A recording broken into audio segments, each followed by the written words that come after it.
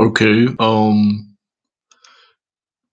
I hope people are enjoying the annual Tibetan monk chanting sessions with Qigong Master Chen Yulin, free through his website, or you can catch it. Actually, that's a live stream, and then it's posted on the Spring Force Qigong YouTube channel to watch afterwards.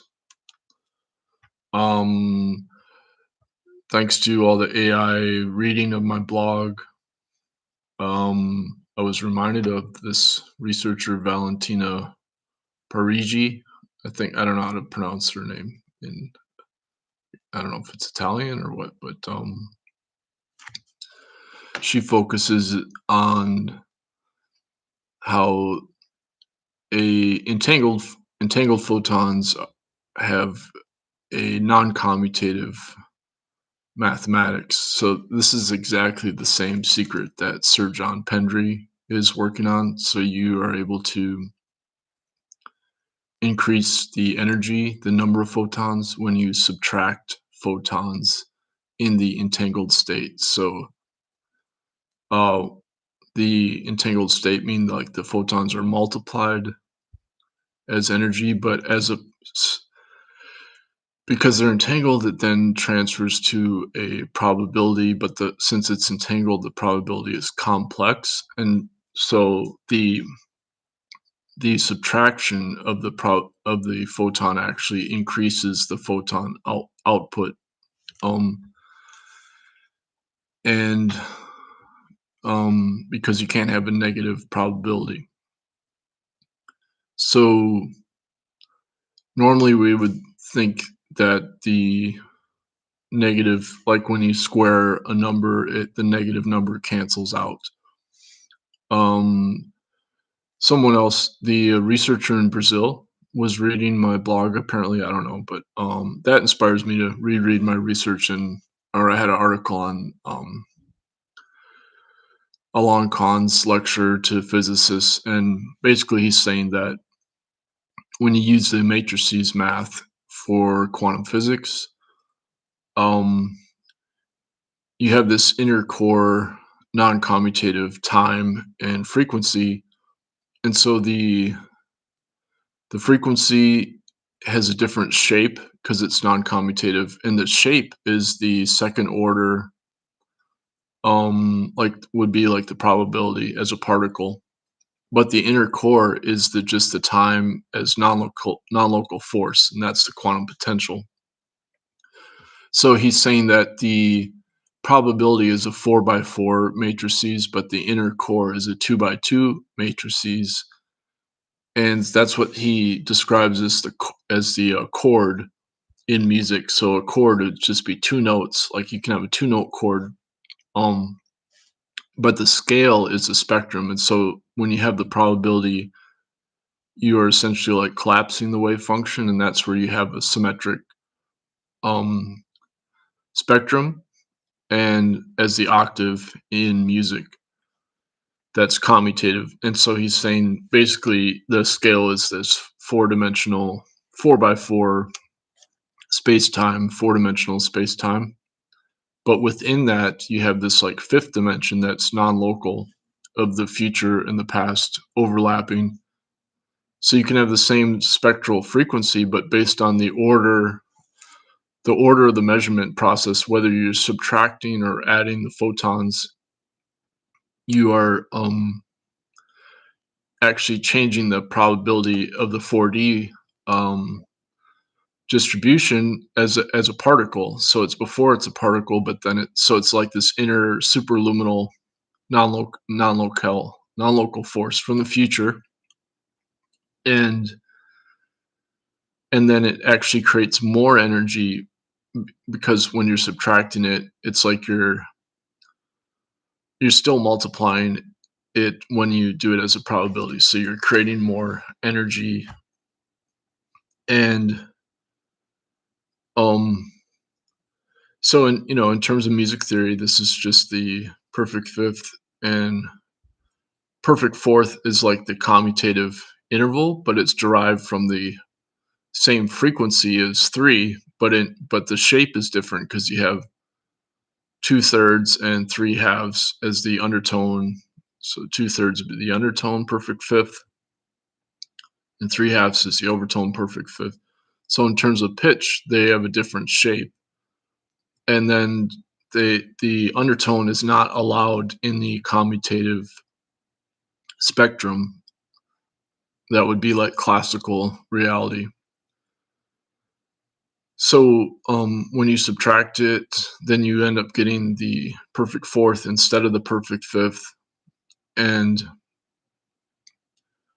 um, and that's how you create the commutative particle. But underlying it, you still have that non-commutative perfect fifth, because the in order to create the perfect fourth, you have to change the starting 0 point of spacetime, of four-dimensional spacetime.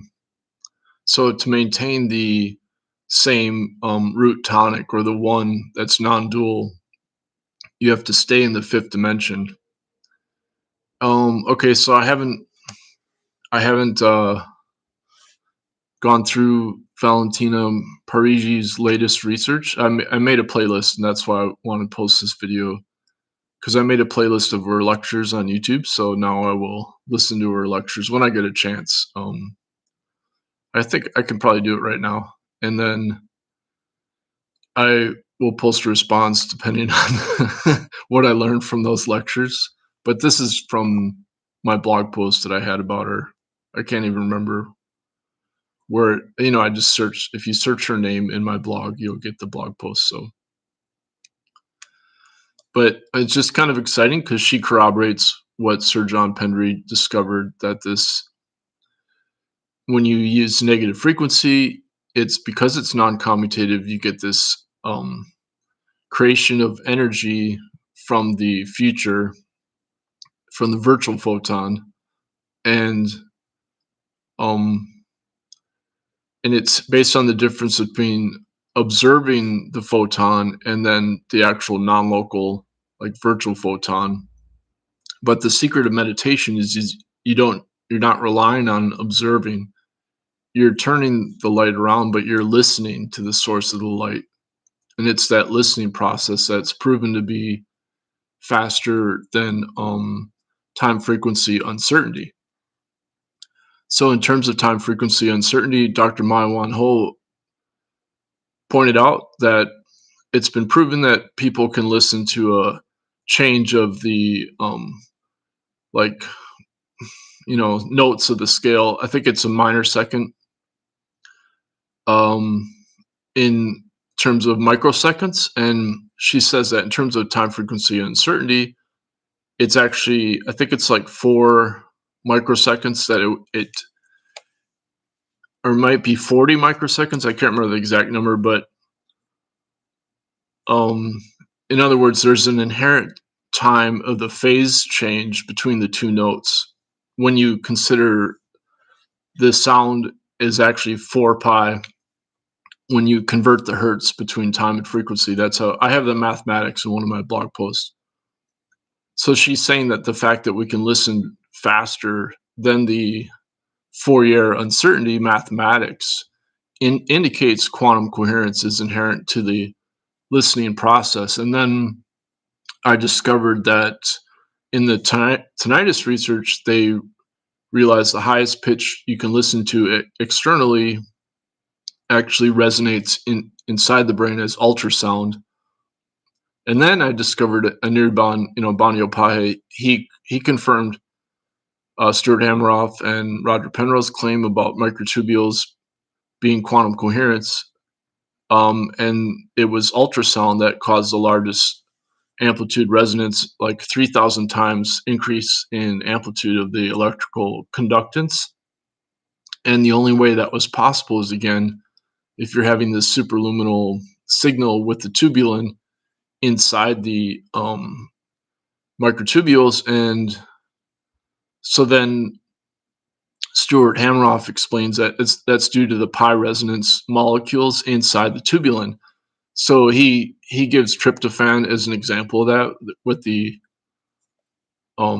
double bonds. So you always have this extra electron that has a 1/2 spin, and that 1/2 spin is precisely this it's like a pre-space-time non-locality. So it's a superluminal signal because in meditation you're just relying directly on the light itself that you're turning around, and then you're listening to the source of the light.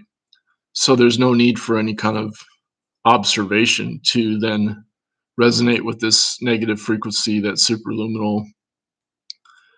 And that's what makes non-commutativity different. As Basil J. Haley pointed out, that non-commutativity changes all of how we define quantum biology. And as far as I can tell, there's no quantum biologist who's picked this up yet that I can, because if you're a scientist, you get trained in commutative geometry, and the physicist that worked with the long con, he says that quantum biology is BS, and that's Carlo Rovelli, and he's your go-to scientist if you want to know the deep secret of time. They turn to Carlo Rovelli, and he worked with the long con. But if you actually listen to a long con, he's not saying the same thing as Carlo Rovelli, because if you understand the music secret. But Basil J. Haley, he did understand the secret of a long con, and I had sent Basil J. Haley's a long con talk, and so he was glad I sent it to him, and he said, yeah, that he's working on the same concept, but more emphasize on the physics. So anyway, yeah, I'm gonna watch Valentina Parigi and see if she is able to explain this better in terms of the subtraction of a photon being non-commutative. She doesn't use the term non-commutative, but she's very explicit that in when you have the entangled well, basically you're splitting a photon, and by splitting it, it's entangled with itself. And Sir John Pendry, he just points this out. This is the phase. So you have a superluminal phase because it's entangled with itself, and that's essentially what meditation is. Is that you have this non-dualism, and then you're able to self-amplify that into the macro scale because it's non-commutative. And that's like the secret that gets lost when Westerners talk about meditation. And so anyway, yeah, we'll watch the Valentina Parigi lecture series, and I'm sure it's going to be like super technical physics and mathematics and all that, but should be good though. And what else? Let's see. Yeah, I get AIs all over my blog all the time, but there's still some people reading my blog and my research papers. And